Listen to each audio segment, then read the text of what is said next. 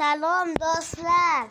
Men Muhammad Ali Gentlemanman. Bahrom Bek.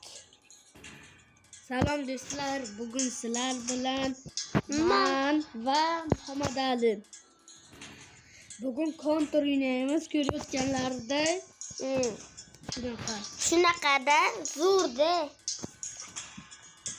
Mana hozir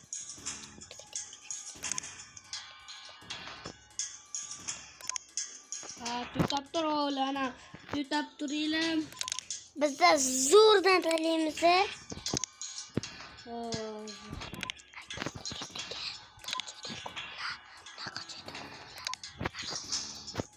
Basatona chiqdi.